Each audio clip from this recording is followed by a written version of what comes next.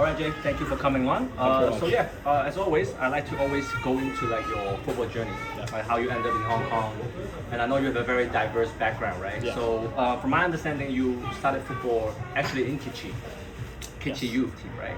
Yes. So, yeah, tell me about your journey in the beginning. How did you get in, into football? Like, was it a family thing, Yeah. or like, how does it go? Well, I grew up in Discovery Bay. That's where I currently live as well. Local. Local boy. Yep. Local boy here in Discovery Bay. That's where I grew up. My dad is football mad. He loves football. He plays football. So, obviously, as a dad, he wanted his son to get into playing football. So we started off playing in the local teams over here in DB, and as I got older and older, I just wanted to push myself more, and I was doing well for these teams. But of course, you always knew of teams like Kitchee were the most dominant academies in Hong Kong and the places you want to be as a young player. So my dad took me along for the Kitchee trial, and soon enough I was in, and I spent 3 years at Kitchee. And How old were you when you first went to the trial? Oh, I was about 8 or 9 years old when I first went. And I mean, of course, growing up in DB is quite far away, but I ended up making that sacrifice, leaving my friends from my local team. Initially, that's one of the many sacrifices so far. But obviously going from here and traveling, commuting after school.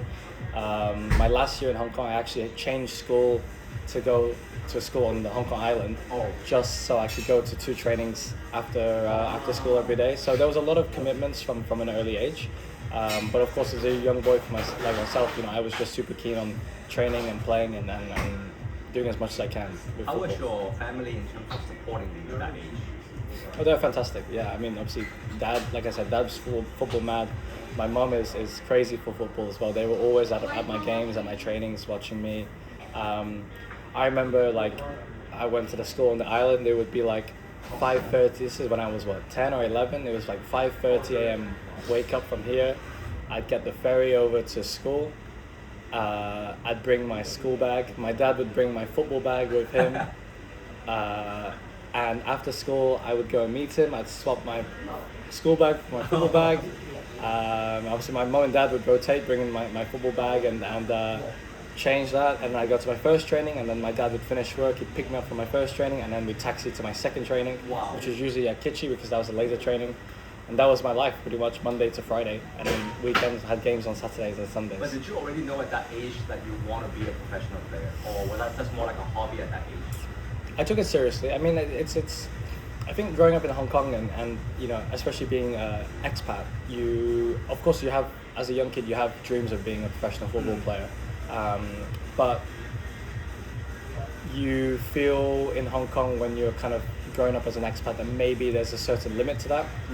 Although coaches, like I remember Chino when I was younger, he was my coach when I was under 11, under 12. And he was always pushing my dad to be like, look, you got to send him to go to the UK. If he wants to go to the next level, he has to go to the UK. He can't just stay in Hong Kong here. So that was probably a big driving factor behind the move to the UK eventually. Yes. So UK, what age were you when you ended up going to? So is it because of a football decision, or was it actually more than that? Purely football. Purely football. And that's why my parents were super supportive.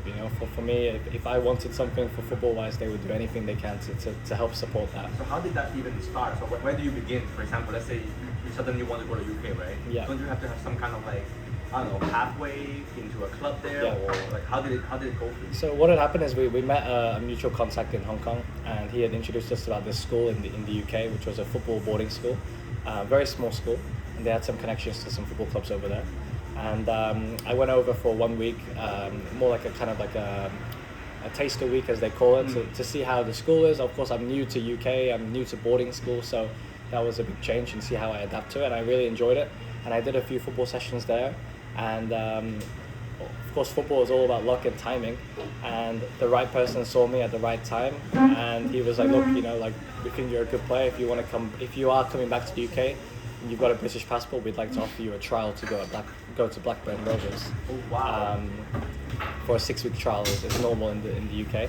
And yeah, obviously came back to Hong Kong, obviously happy about the news, and discussed with mum and dad, and for me, I was really keen to go. It was the right decision in the moment.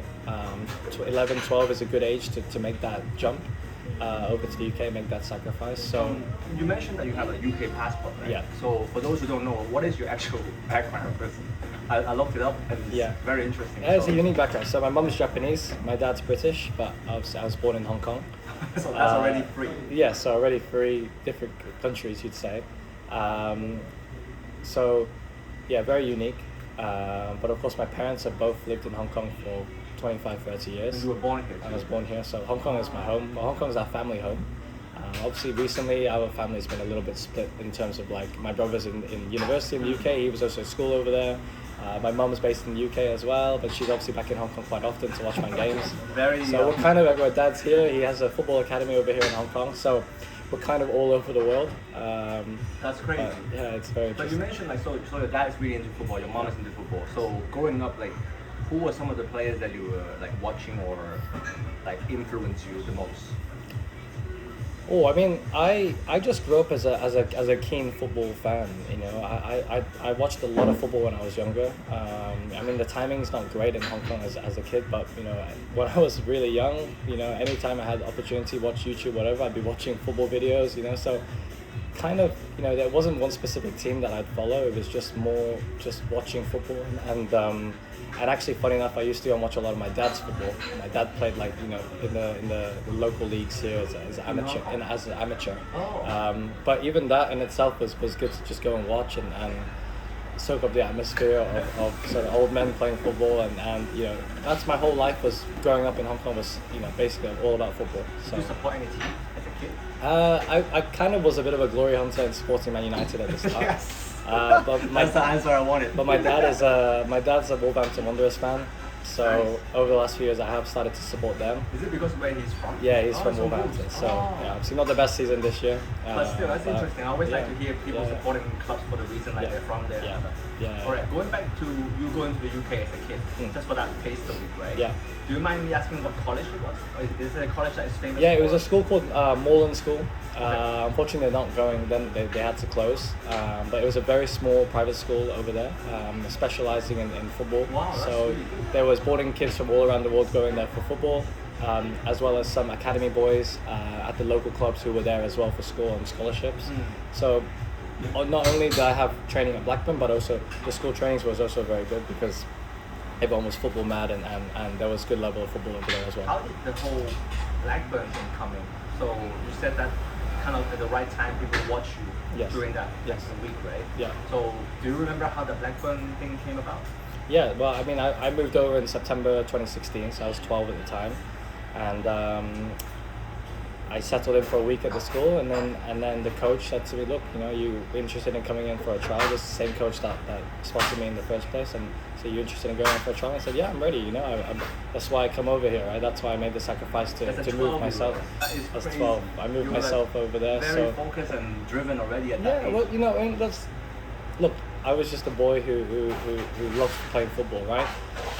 So obviously very thankful for my parents for supporting me. You know, I mean, of course, I was never going to turn down an opportunity to move to the UK to pursue my dream, right? And so, like I said, went along for the trial, and 3 weeks later, I got told that they're wanting to sign me, and I joined the under-13s for that season. That is crazy. What is the biggest thing that you notice when you join a club like Blackburn? Obviously, it's a very big club. Yeah. Former Premier League champions. Yeah. Like, what was it like going to a complete different environment for you? It was a very interesting experience initially. I have had previous experience training at Aston Villa when I was younger. Also a trial. It wasn't really a trial. It was more of a kind of like a training to get a little bit of experience. Both that Aston Villa experience and also initially at Blackburn were very eye-opening because you're playing with players who, one, everyone's very good because they're at the academy, and two, everyone's very hungry. You know, everyone's very motivated. You know, and that was the biggest difference initially. You know, it was serious. Under 12s, under 13s football was serious. You know, people were not messing around. Not you playing know, around. it was they're there to pursue their dream, and that was kind of like an initial reaction that I got, which maybe in Hong Kong people are not quite the same like that, maybe that young. And of course the level was very, very high. It was extremely physical. The tempo, the speed of the game was very good, and of course the grass was very nice as well. That's one of the big things because here you're training on artificial turf, Whereas over there, it's pristine grass. Even for the young academy players, you're training on really, really nice grass. What was So, the training method like? Was it like very different to how you were used to in Kitchee? to be fair, Kitchee training was very good when I was younger. Yeah, I mean, my Kitchee coaches were fantastic. I mean, the quality of training that I had at Kitchee as a young player was very, very good. And not too different to the Blackburn. In terms of the training, not too different. Of course, the standard is obviously different. But in terms of the ideas in training and the sessions itself was very similar. So in a way, Kitchee kind of prepared you. They prepared me very well. Really I credit Kitchee Academy a lot for kind of helping me adapt to the UK and helping me make that next step up. If I probably wasn't at Kitchee for 3 years before moving to the UK, probably would have struggled to kind of integrate as quick as I did. Was there much of a culture shock for you going to UK? I know that you have a British passport, obviously, but Yeah. in terms of going there in a completely different country at that age, Yeah. was there much of a culture shock? I think at that age, not too much. Of course, you're a little bit homesick at times, but I think when you're 12, you kind of more open to exploring things as opposed to maybe when you're like 14, 15, and maybe you can understand life a little bit better. I think at that age you kind of just go with the flow. That was the best time, and that's why I say go. If any young players wanting to go to the UK, 11, 12, 13 is the best time, because you go there with an open mind, and on top of that, clubs are still looking for new players at that age. There are players who go to the UK way too late, 14, 15, 16. Clubs have already made decisions on players, for their long-term future. So already you're fighting a losing battle. Whereas if you go younger, you are kind of more open to succeeding and pushing through the ranks because you've got more time. How long were you in Blackburn for? Wow, I was there total 8 years, from 2016 to 2024. Is there a reason for it, or just because that you wanted to stay there, or was it because you are doing well in terms of the ladder, you were climbing, you kind of like? Yeah, well, initially I was doing very well. I mean, when I started under 13s and pushing through, we had a very, very strong age group. My age group is what they call back in the golden generation. We had a lot of good players and a lot of players now who are still playing at a very high level. Who came from the same in the UK? The same age group as you from Blackburn, like? I mean, the most notable name is definitely Adam Wharton. Oh wow! He's my best mate. I speak to him all the time. Obviously, he's doing really, really well. I'm so disappointed that he's not in the England squad. It's an absolute joke. But he's done very well, and he'll have a very good career. And there's a few others, like Christy Montgomery, who was just in Hong Kong. He's done really well with Blackburn. Harry Leonard playing at Peterborough. George Pratt, Blackburn Rovers as well. Georgie Gent playing at Barnsley. So, there are players who are still playing. Same age group, yeah. Wow. So there are players who are still playing full-time football, which is very impressive because the statistics are very tough. It's brutal, the academy system. I mean, since under 13s, I probably played with about maybe 40 to 50 different teammates, and out of that 40 to 50, maybe only 5 or 6 are still playing full-time football. That is crazy. And those statistics are crazy, and maybe even in 5 or 6 years that will go down, and the statistics in football are really, people don't understand, and it's brutal. It's a toxic environment. Brutal, but then it's when you hear things like that you really realize that how brutal it is. Yeah. So Blackburn, like during that period that you were there, 8 years, right? Did you think that maybe you can represent England, or was that something that come into your mind as a young professional? Yeah, I mean it was always an option, but I think it was always going to be tough because the level was very high anyway, and for me I was just focusing on my club. I'd always rather play for Japan than England. Why is that? Just felt more Japanese, and of course wanted to be a bit different to everyone else.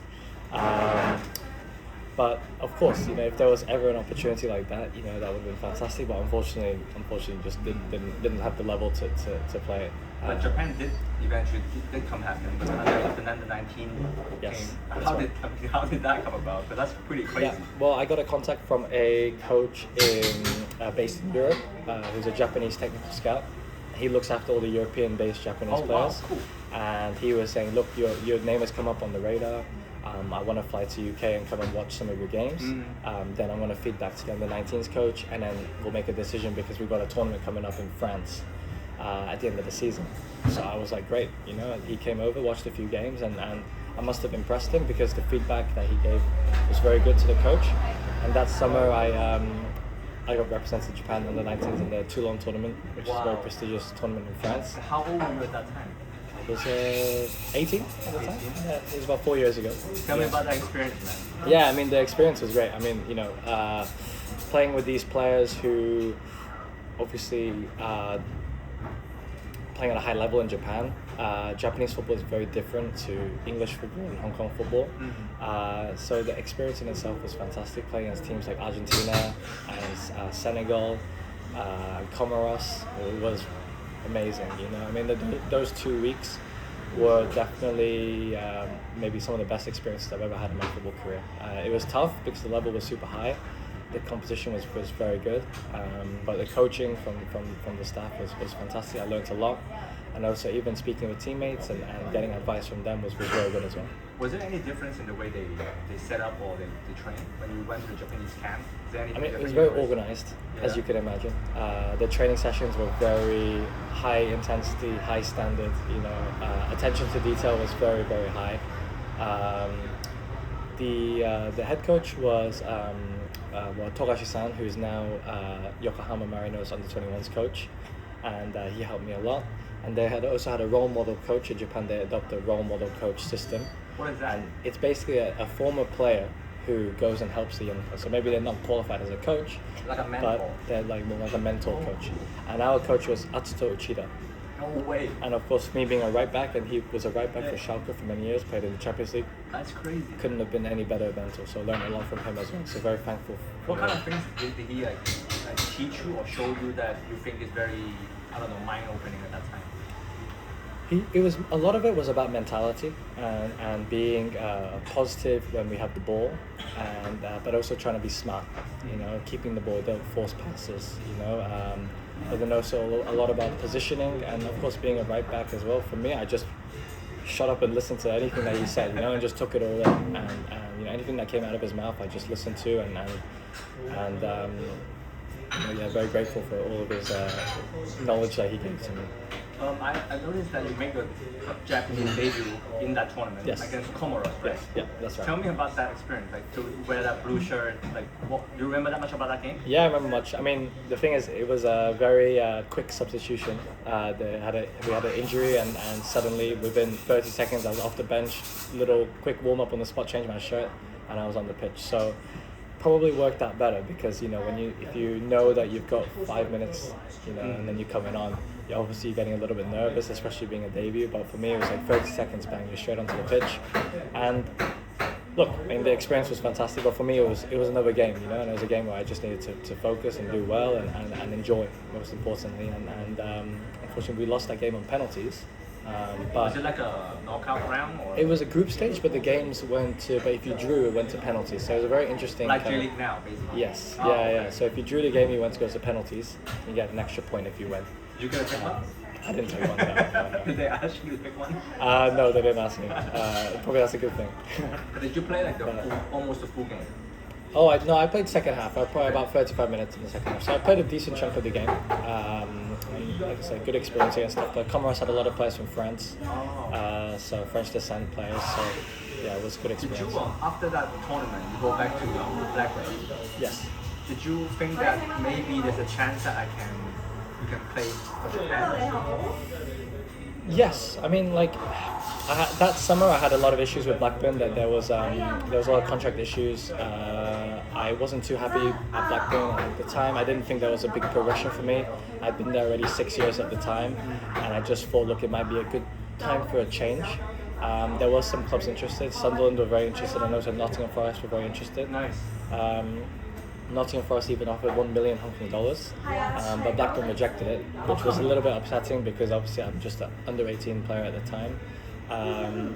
That would have been a fantastic opportunity because they had just been promoted to the Premier League at the time, Nottingham Forest.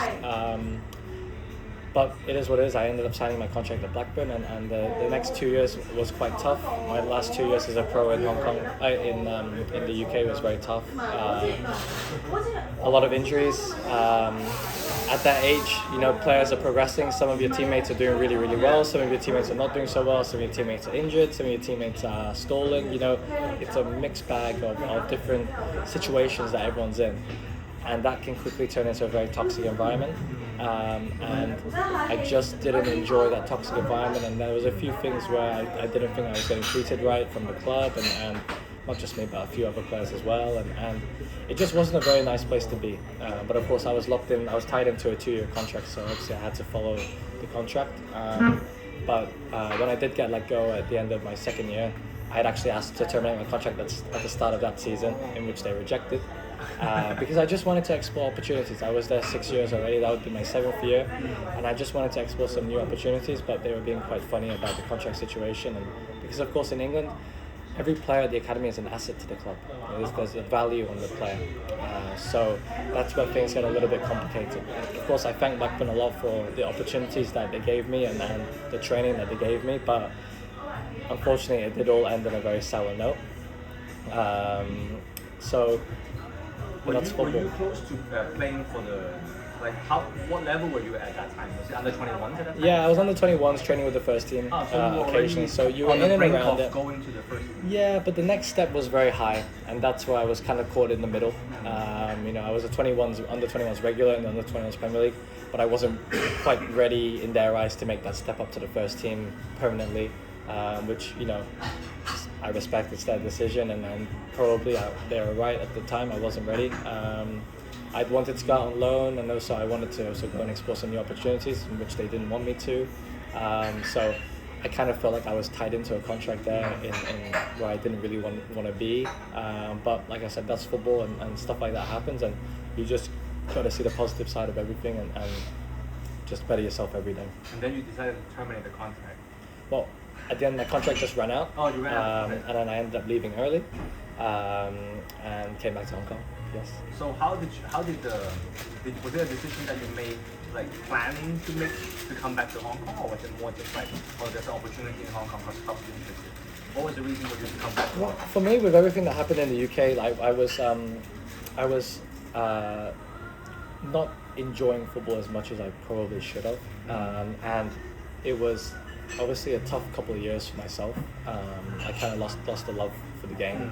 It kind of felt more like a job than a hobby. So going somewhere like Hong Kong and coming back here probably was, in my eyes, the best decision for me, because I'd go somewhere where I'm feeling comfortable and I know a lot of people here, and I could kind of start again, if that makes sense, start my professional career here. And that's when me and Kitchee came to an agreement to sign a contract here. They gave me a contract, and I was very happy with it. And after a few very good meetings with Mr. Ken and the coach, I very happily signed the contract. And then you moved back here. That's right, yes. And then at that time, was it in your mind to, okay, let's try and make it for the Hong Kong team? Did you think about that? Initially, no.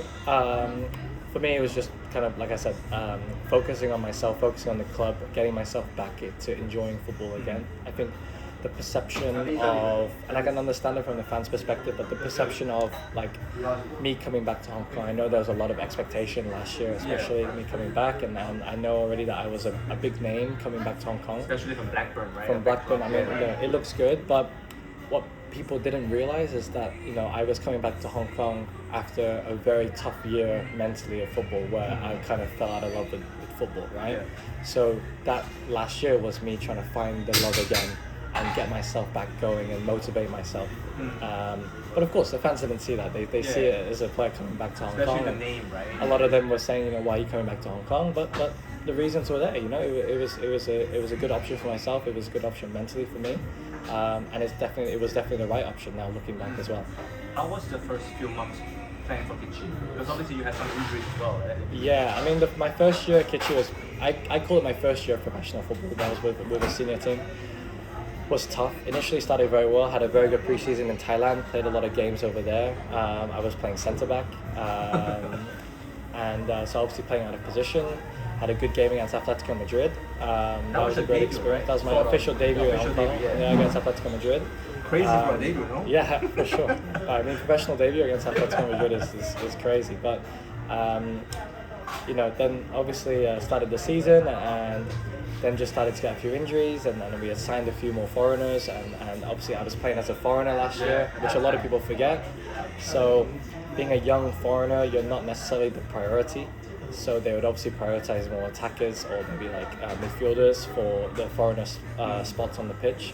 So it was a very stop-start season last year. I never got going. The most games I played consecutively was like 2 games. And then it was either off because foreigner spot or injured. I had 3 pretty bad injuries last year, especially with my ankle was pretty bad. That ended my season at the end of last season. But overall, it was an eye-opening season. But I enjoyed football. I enjoyed going into training. I enjoyed training. I enjoyed the atmosphere. I enjoyed being in Hong Kong. And for me, that was the most important thing for me, especially my first year back here. When you signed with Kitchee, was there some sort of like agreement or expectation for you to say like, oh, I want to play a certain amount of games, or I want to be maybe like a rotational player? Like, was there anything from the coach to tell you that what kind of role you would have? No, I wasn't really too keen on that. Like I said, I ignored kind of my CV and all that. For me, I'm just a new player going in, and I wanted to showcase myself. As kind of a fresh face. That's the way it is. I didn't want to come here and go, look, I want to play this many games, because I've been where I've been. It's more like I'm here now, so I'm gonna give it my best and show the team what I can do. And if I train well and if I play well, then I'll get games. And if I don't play well, then I won't get games. It's as simple as that, right? In football, And I don't really like the clauses in the contracts of you got to play a certain amount of games. I don't really agree with stuff like that. It's really based on the player to showcase themselves as best they can. You mentioned that you played centre back at pre-season, and obviously you're a right back or right-sided player. Yes. Was that the position that you always had as a kid, or was it something that came when you get older? I'd moved quite a bit. My last couple of years at Blackburn was predominantly right back or right wing back. I played centre back, of course, filled in there, and of course played in midfield quite a bit as well in the UK, and also in Hong Kong I've played midfield. I think I've already played maybe 7 or 8 games in midfield as well. So I've got a bit of experience playing in all different positions, but of course right back is probably my strongest position. Yeah. What was it like playing in a different role here? Like you play centre, mid. I think you played defensive mid a few times. Yes, yeah. How was that? I thought you played pretty well at CDM. Yeah, I mean it was. I mean, of course, every player has their strengths and or weaknesses or areas where they're not too strong, right? And I just tried to play to my strengths. Right? Defensively, when I play midfield, I like being strong defensively, tackling, intercepting play, breaking up play, and just keeping the ball, ball retention. Of course, maybe I'm not the midfielder who sprays all the diags and breaks lines with all the passes, but defensively, I can cover a lot of ground and break up play, and that's kind of my strength. So I was just playing to my strengths, and if there's a player in a better position than me, then I'll just give the ball to them. It's as simple as that. Do my job. Like. What was it like for you to deal with some of the expectations from the fans? Because obviously coming from overseas, from Blackburn, people obviously think that you are a big name in terms of Hong Kong football, right? Yeah. Was it difficult for you to deal with the fans' expectations at the beginning? At the beginning, probably, yeah, because I was obviously a young player who was new to it all. But as the season went, and of course there was some criticism and of course some disappointment from the fans, and I can understand that. It just it didn't get to me, but I kind of just changed my whole mentality about it, and it was like, well, their opinion shouldn't mean anything to me like that, and for me, I'm my harshest critic. I can tell you if I've trained well, I can tell you if I've trained bad, I can tell you if I've played well or played bad, I don't need validation from people who are watching from the side with no experience of football, right? I love the Kitchee fans, they're great, they've supported me the whole time. I can't speak for the other fans. The Hong Kong fans when I play with the Hong Kong team are great, but for the other team fans, I have no experience with them. I know fans like to hate on Kitchee and Kitchee players quite a bit, which is fine, I like that. But of course the Kitchee fans have always been great with me, so great, just only great things to say about that. What was it like for you to come into a team that is expected to win the title every year? Obviously Kitchee is dominant in the past. Was it difficult for the first season where Kitchee didn't really do as well as you expected? What was that like for you, this experience? It was a tough experience initially. I mean, like we started the season last year very poor. I think like I think maybe 3 draws out of the first 5 games or something like that, and it wasn't great for Kitchee and where we wanted to be. So of course initially we were off to a back foot straight away, right? But for me as a young player, it was just more gaining the experience and getting the knowledge and working with the senior professionals and working with the coaching staff and learning a lot from them, right? Especially for my first year of professional, right? And the team didn't do well, but for me it was more just kind of gaining my knowledge and bettering myself every day. That's kind of the way that I was looking at it. How did you rate your first season professionally in Kitchee? Good question. Not fantastic. I think, like I said, it was very stop-start. Number of reasons, injuries, performances, and foreigner rules as well. So could never really get going. I actually think I played the best in pre-season last year against the teams who are better, you know, in Thailand and even the Atletico Madrid games, against the teams that are better than the Hong Kong Premier League teams. But yeah, of course the league is different and it's competitive and people want to win. When teams play against Kitchee, it's always their cup final, which is great, you know, and I think that's a great feeling for us as players, knowing that teams really want to beat us. And like I said, there are some great teams in this league as well. So it was a tough season. I'm glad this season has gone a lot better. But yeah, last year was tough. But I did put a lot of pressure on myself going into this season because, of course, I didn't want a repeat of last season. At what stage did that Hong Kong competition come into this? Because obviously last year you got your passport, Yes. right? Yeah. And the process began the year before. Yeah. So at what stage did you have that kind of like, I don't know, decision to like, okay, I'm going to go for the Hong Kong citizenship because I want to represent Hong Kong? When did this come about? It was quite early on. I think after a couple of weeks after signing, I spoke with some of the seniors like Fernando and Helio, who have obviously been through that themselves, and they were telling me, like, look, you know, if it's for your football career, then they would highly recommend me do it. You know, then gives you a lot of security in your career. It just made sense, you know, for me. And then I don't regret the decision. It was a great decision. It was only tough because obviously holding Japanese and British citizenship, that had to go, and that was very tough to do. A lot of people initially were probably thinking like, well, why is he not getting the Hong Kong passport? Does he think he's better than Hong Kong? And the honest answer is absolutely not. You know, I mean, it was just because it was another huge sacrifice to make in my life. Giving up citizenship, because we're not just talking about football, we're talking about life as well, for sure. After football, the future, and the future. You know, because a football career can end any time, right? But you know, after speaking with family and after speaking with people who really helped me, it was the right decision to do. And so for the Hong Kong team, when was the first time they contacted you like, oh, let's have a game with Hong Kong? Like, when did the call up again? It was my first, because of course I still qualify for under 23s.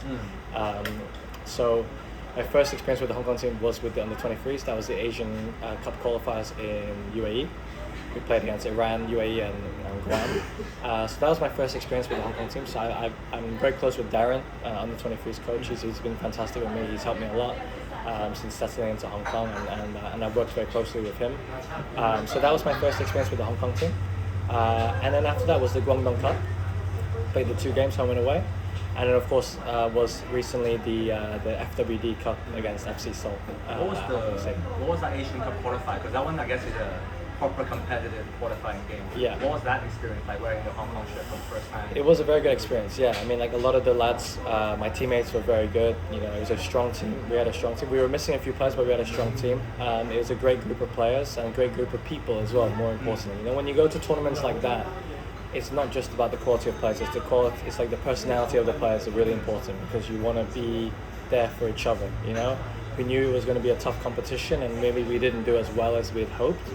But you know, when you have good personalities in the team, it obviously helps. You know, and people are obviously encouraging each other and staying positive, and no one's getting on each other's backs, and you know, no one's being toxic. If that's what you mean. Do you remember your debut for Hong Kong for that in the U23? Yeah, it was against Iran. Yeah, it was a very tough game.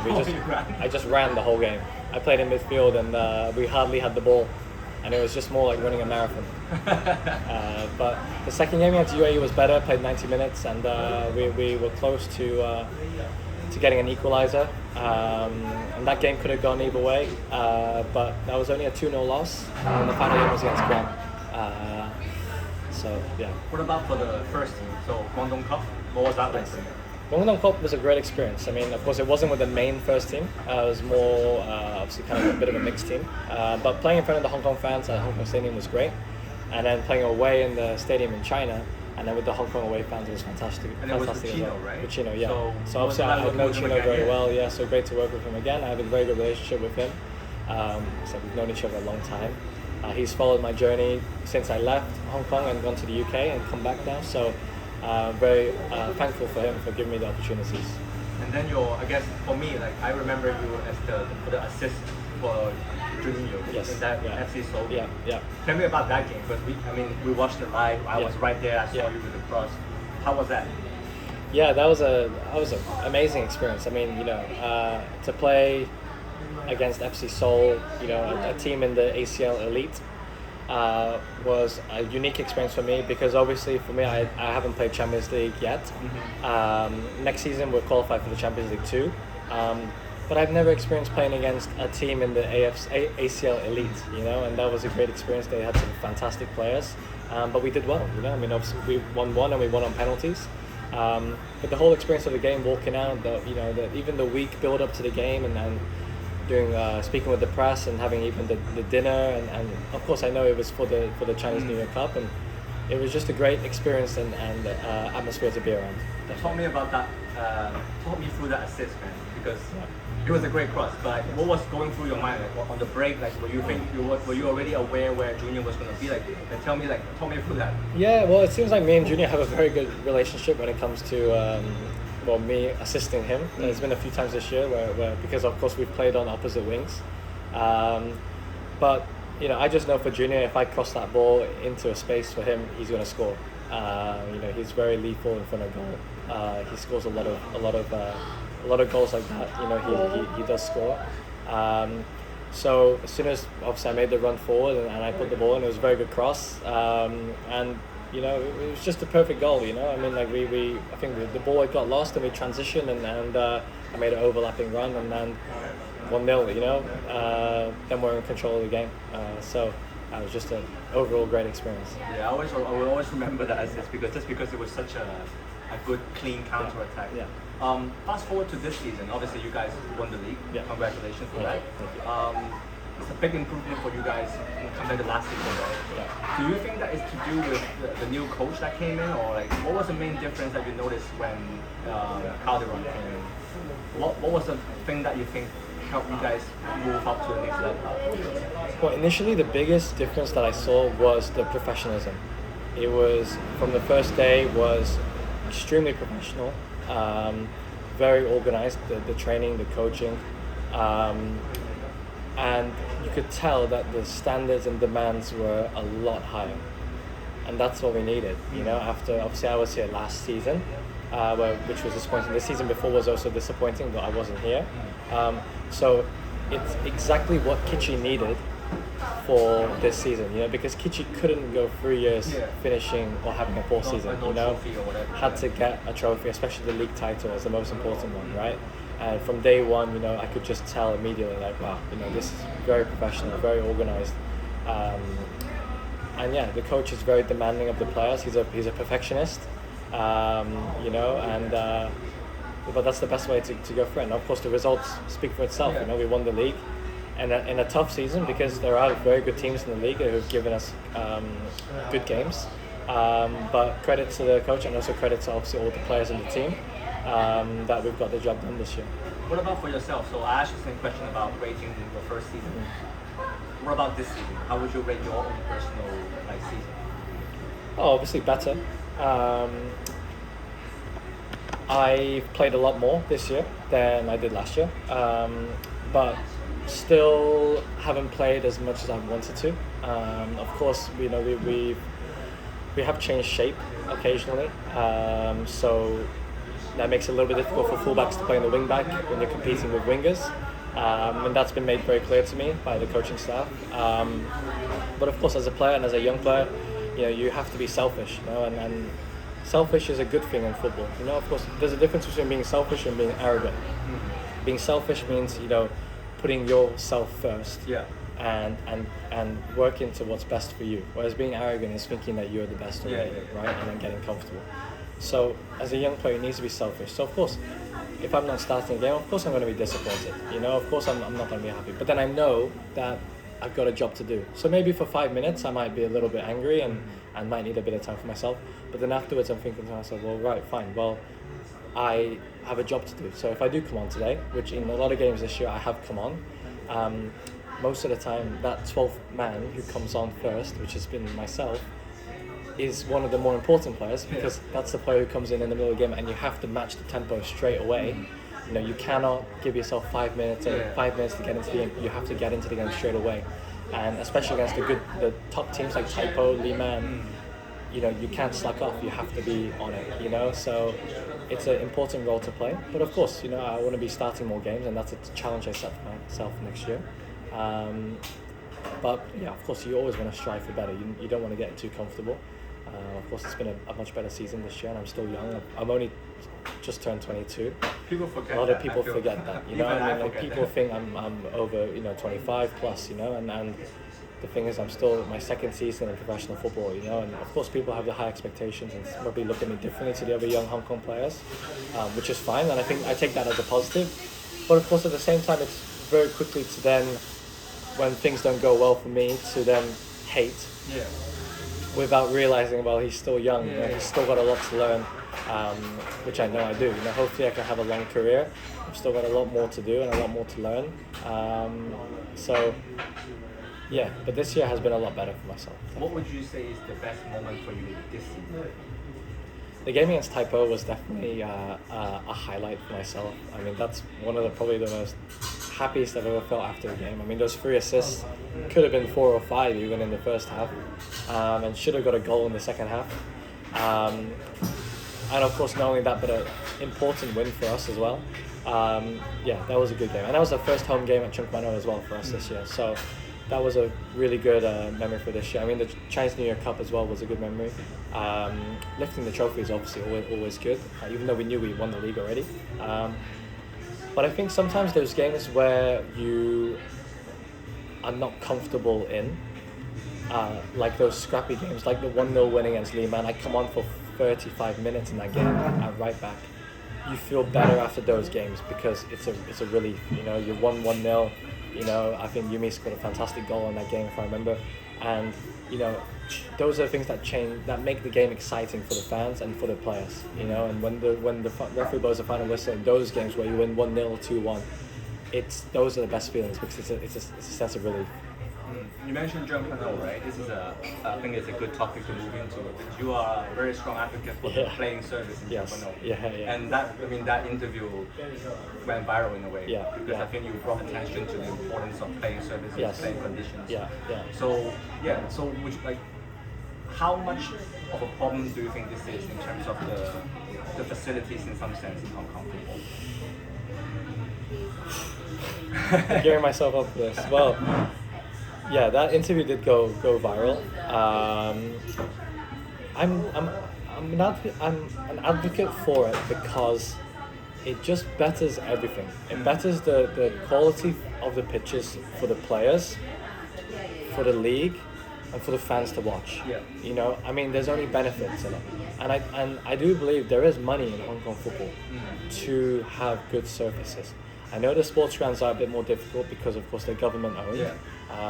But of course, nothing's stopping them from pitching ideas to better the fields. And of course, I don't even call it grass. I call it it's like weeds. And I mean, I showed when Christy, my friend, come over the other week, and I went to go watch the game at Mongkok Stadium with him. The first thing I showed him was, I said, before watching the game, go look at the grass, okay?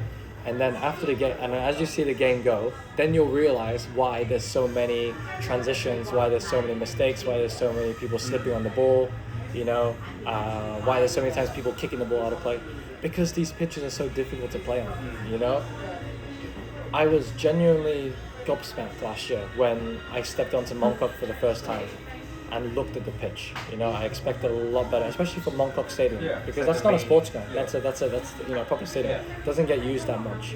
You know, like for example, the other sports grounds, and I've been told not to name any sports grounds, but the other sports grounds, you know, I could go past in the MTR and I'll see a sports day, school sports day on the pitch, Yeah. and I know that there's a game tomorrow on that same pitch, right? And they're throwing javelin, they're throwing discus, all that type of stuff, ruining the pitch, right? And that's fine because there isn't that much space in Hong Kong. But that's the professional league in Hong Kong, Yeah. using those pitches. So Chung Kwan O is great. North District is great for about half the season, and then it goes all like black and yellow and all different red and all different colors of the rainbow. And Hong Kong Football Club is the next one after that because it's artificial turf, it's flat, you know. Whereas the rest of the pitches are I'm gonna say it, they're terrible. You know, it's not a fun experience to play on them. It's tough, you know, and quite frankly, no one enjoys playing on those pitches. You know, and not only that, but the stands are so far away. There's a big running track around the pitch.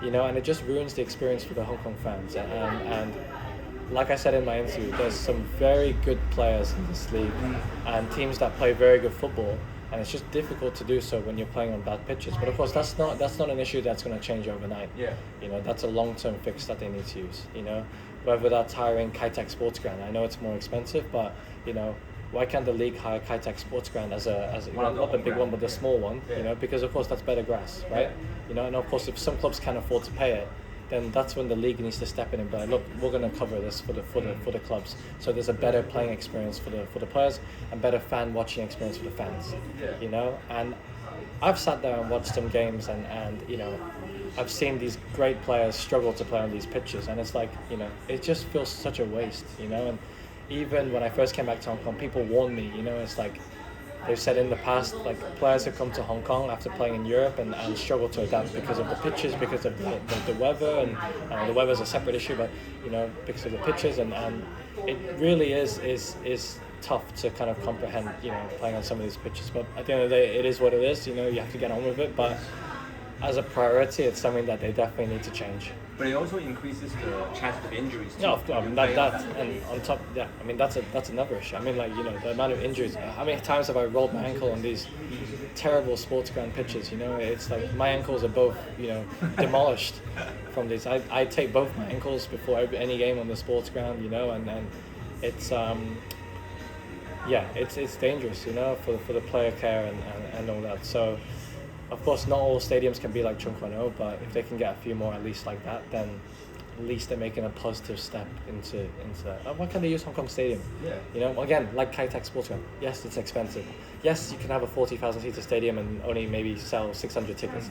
But I'd rather play there than playing in one of these sports grounds. You know, but that's just something that they need to look at it and fix. And if that means they need to invest a little bit more money, it's the right thing that they need to invest in because it benefits everyone in Hong Kong, not just the players but the fans.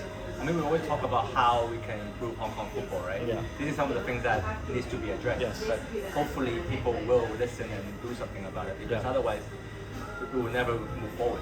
No, I think no. it's something that we need to really look at. Yeah, I mean, you know, unfortunately, you know, if people will just get comfortable, and you know, I mean, even if it's, I think I even saw an interview with like South China bosses when they were asked about maybe coming back up to the Premier League, and they had said that, well, they'd only be interested in doing so if the league makes an effort to better the league, and that's so fair, you know, that shouldn't that be a wake-up call for the league to kind of be like, look, you know, let's make some improvements because we can. Hong Kong football was fantastic in the 90s, Yes. and it still is now. You know, it's just lost its kind of excitement over the last few years. But it definitely has the potential to get back to where it was before, because in Hong Kong there's a lot of people that love football.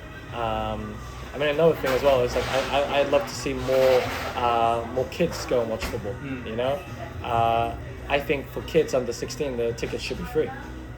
That's another thing that I think the league can bet on. I mean, clubs don't make money on the ticket sales, You know, I mean, you sell 200 tickets. You know, you're not making that much money in the grand scheme of things. Why can't you go to schools and give 50 tickets away to some local schools in the local area and be like, look, bring your kids, one kid, one parent, come along and watch the game, support the team. Maybe out of those 50 kids, you might get, I don't know, 10 kids, or maybe let's say 5 or 6 kids with their parents who become fans of that team. Now they're following that team all around, and maybe now they're even paying for some tickets, or they're paying for merchandise. Then that's how they find the love for the game. I mean, I have we have our football academy here in Hong Kong. I always tell the kids, right, look, you support teams in the English Premier League, you watch the Champions League, but why don't you come watch the Hong Kong Premier League? Because it's not the same level as the English Premier League, but it's the best level of football in Hong Kong. So it makes sense for you to come and watch and learn and soak up the atmosphere, And I think if more kids and also more elderly get, cheaper tickets or even free tickets, I think that also boosts the atmosphere definitely. as well. I think that would definitely help. Yeah. Finally, I want to talk about, obviously, you talked about this season. Next season, you mentioned that obviously Kitchee winning the league, qualify for the ACL too. Yeah. So what is the goal for you next season? I look at goals and short-term goals only.